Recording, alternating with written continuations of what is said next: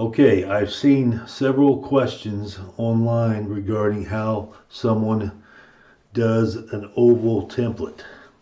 I'm going to show you how I do it. I've done many classes with the oval templates and been successful. There's many ways to do it. Find what works for you, but I'll just give you some tips on what I have found to make it easier.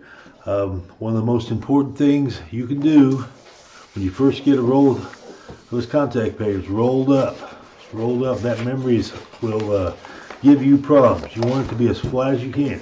So I would roll that out on the table, cut as many pieces as I need, get them to lay flat, set something on it, like a box of canvases, some books, whatever you want, set it on there, and let it set overnight. Let it set a few hours to get that nice and flat. The flatter you get this piece of contact paper, the more success you'll have in putting it onto the canvas. If it looks like this, you'll fight it getting on the canvas, so you don't want to do with that. But after I get them cut, we got a 16 by 20 oval canvas. As you see, this fits right on there nicely. I like to see when it really fills the sheet up. And what I've done and learned in the past, if try to get this straight, sometimes you can be twisted just a couple degrees one way or the other. You may not see it, but if you get them all lined up in your class, your students are seeing it. Why is his to the left? Why is his to the right? So with this and a piece of poster board, I created one template on the poster board. Then I use that template on all my class ovals, so that way we get them all exactly square, exactly how they should be. Now the trick to this, what I've found the easiest, what works for me, I know Bob and other people, I hear them say they put this contact paper onto the canvas and take an X-Acto knife and cut around. That's fine if that's what works for you. I think there's a high risk of cutting through the canvas when you do that. No matter how tough the canvas is, you're always going to take that risk.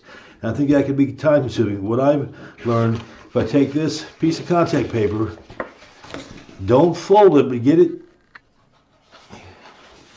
it somewhat in half, put just a little crease right there. And take a nice pair of scissors, cut about 1 inch on the line, then open it back up. See, I don't have a crease here, I just had that crease right there. Open back up with a nice pair of sharp scissors. You can take it right on around that oval. These scissors here, I know have been used a lot, they're not even that sharp, but this contact paper is good and robust. It'll cut right on around that. Just cut right on around it. See, I'm not even doing a scissor action, I'm just pushing it right on around, following that line. Following that line of the oval. Let the scissors do the cutting. Let the blade do the cutting. Once again, just keep following that oval. The closer you get to the line, the better it'll look, but you don't have to be exact. Once again, just keep rolling this around.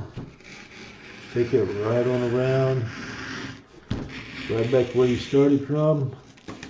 And that's how you cut that out. Now I'll take this up to the canvas and show you how I stick it on to the canvas.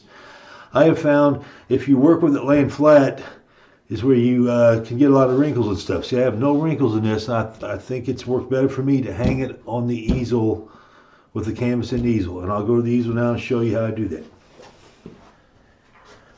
Okay, like I said, what works for me is getting that piece of contact paper as flat as you can if you have to let it set overnight. The flatter, the better. Now I like to work with the canvas in the easel and let the gravity kind of hold it down. When you have it down flat, you're kind of working, pulling all the different ways.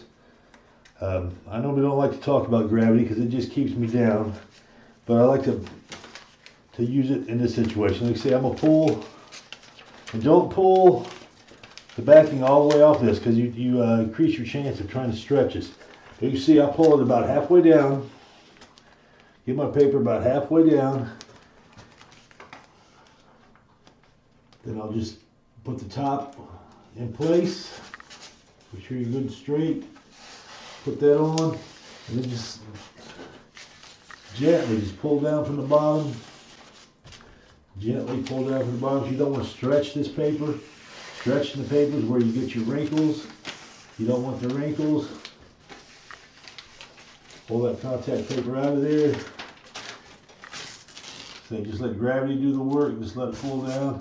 And there's your contact paper stuck on with no wrinkles whatsoever. No wrinkles. You can paint on that all day.